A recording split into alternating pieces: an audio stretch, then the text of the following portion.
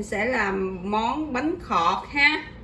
Thì bánh khọt thì mình cần một cái bịch bột bánh khọt và cái bột chiên tôm ha, cái loại nào cũng được. Thì trong một hộp bột bịch bánh khọt này á thì mình sẽ lấy thêm nửa cái chén nhỏ cái bột này để mình pha bột ha. Và mình cần tôm và hành lá này mình trồng nè bạn. Mình cắt cái đầu nó rồi cái mình ghim xuống đất, 2 tuần sau mình cũng sẽ có hành lá ăn mà nó tươi lắm ha. Còn tôm này á bạn lột rồi lấy chỉ nó ra, xong rồi mình sẽ cắt nó làm 3, một con tôm mình cắt làm 3 chứ mình để nguyên con ăn nhiều high cholesterol. Ok, bắt đầu mình pha bột bánh khọt ha. Mình cắt cái bịch bột bánh khọt này mình bỏ vào trong cái tô ha. Mình cho nó vào đây nguyên một hộp bịch ha. Và mình cho cái bột chiên tôm này vào nửa chén ha. Nửa chén này nè, cái chén ăn cơm loại nhỏ nha, không phải loại bự nha.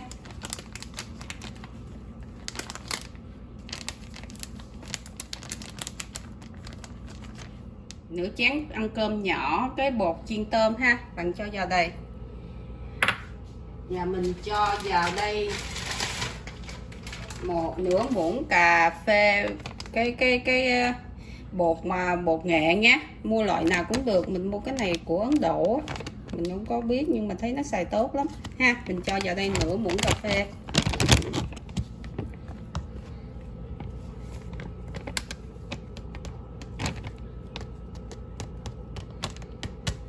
Ok, nửa muỗng cà phê bột nghệ ha. Lon nước cốt dừa nha, loại nào cũng được nha, loại nào cũng được, không có nực miêu nha, một lon. Mình cho nó vào.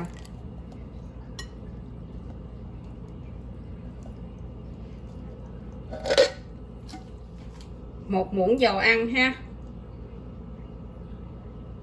một muỗng dầu ăn. Ok,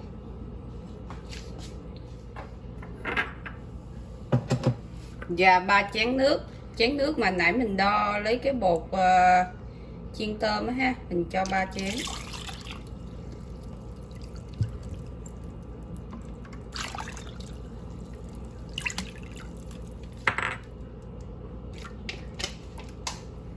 Và 3 chén nước ha.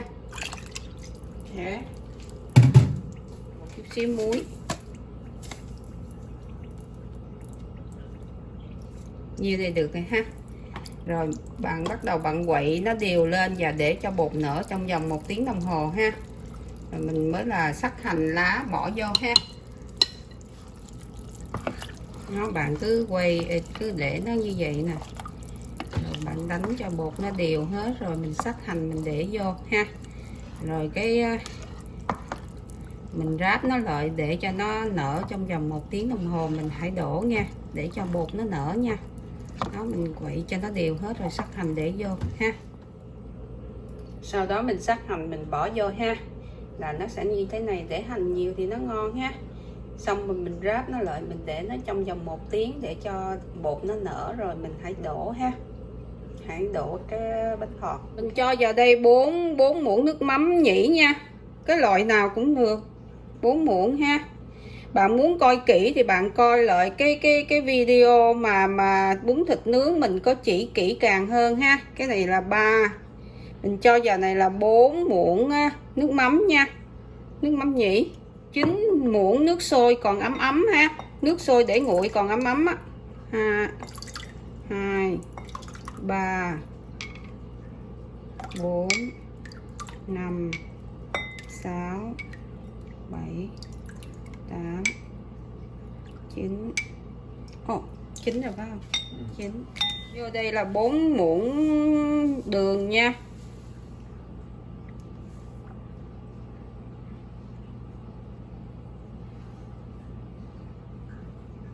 2 3 và nửa trái chanh. Rồi mình sẽ bằm tỏi với ớt bỏ vô tùy theo bạn thích cay không cay nha. Mà muốn coi rõ về cách pha nước mắm thì bạn coi lại cái video bún thịt nướng nha. Cái này là 4 muỗng nước mắm, 9 muỗng nước sôi nguội với là 4 muỗng đường và nửa trái chanh nha. Rồi còn tỏi với ớt thì bạn băm theo ý thích của mình nha. Bạn bỏ nửa trái chanh vô.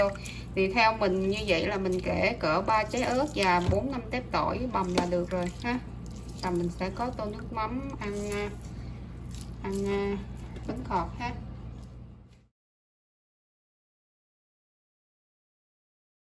Bắt lửa lên cho lửa nó cỡ chín nha.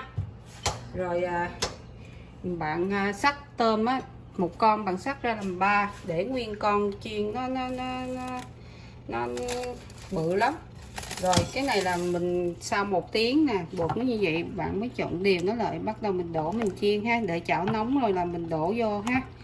Và mình xài dầu bắp nha, đừng có xài dầu ô liu, tại vì đổ bánh khọt này nó nóng lắm nên mình phải xài dầu bắp.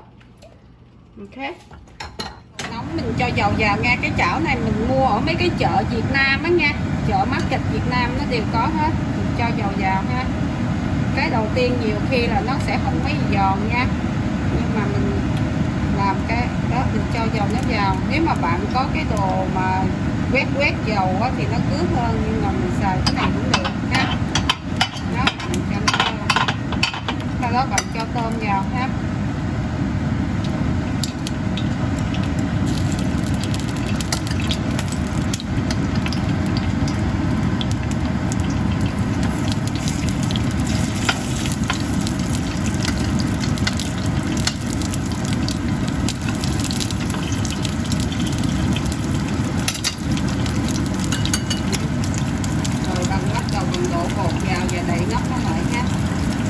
Mình đổ 2/3 cái khuôn thôi, đừng có đổ đầy quá, bánh nó không có giòn.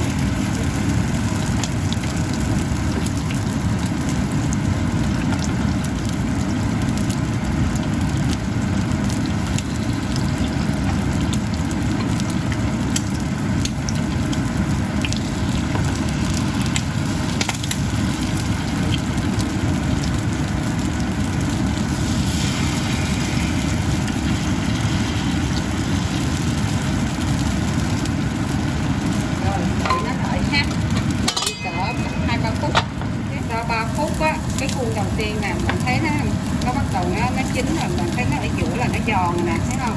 Bạn lật mặt nó lại để cho nó chín trên cái mặt ha. Đó. Cái nào mà nó vàng giòn như vậy thì bạn để nó lật nó ngược lại, nó chín mặt rồi mình lấy nó ra. Ok.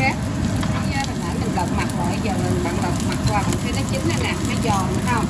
Mình lấy nó ra ha. Nó chín rồi ha. Đó, mình lấy nó ra. Còn những cái này nè, bắt đầu nó vàng thì mình lật ngược nó ha. Nè, đó. Bạn lật ngược cho nó chín cái mặt trên chút, thấy không? Nó giòn khấu. Ok, bạn thấy nó giòn không? Rồi bạn lật nó lại, mà bạn thấy nó như vậy là nó chín rồi nè, thấy không? Mình lấy nó ra ha. Đó, những cái này là nó giòn hết rồi đó, mình lấy nó ra. Thấy không? Đó. Thấy chưa? Cái này là giòn hết rồi. Đó, mình lật mặt lại cho nó chín hai mặt, mình lấy nó ra. Thấy không? Đó. Còn cái này nè, mình chưa nè, bây giờ nó giòn ở đây nè, rồi mình lật mặt nó lại.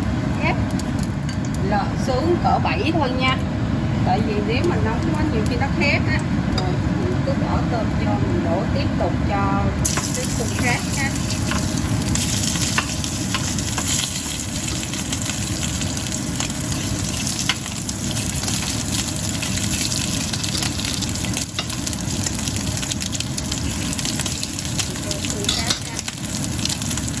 Cái này là nó giòn rồi nè.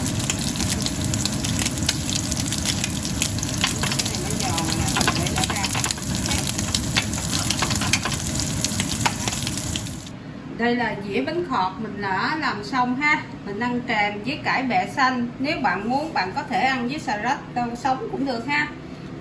Giờ tô nước mắm mình làm. Bạn muốn coi lại nước mắm thì bạn coi lại cái video bún thịt nướng nha. Bạn thấy cái cách pha bột của mình á, bạn sẽ thích lắm. Nó giòn khấu à, nó nguội rồi mà nó vẫn giòn á.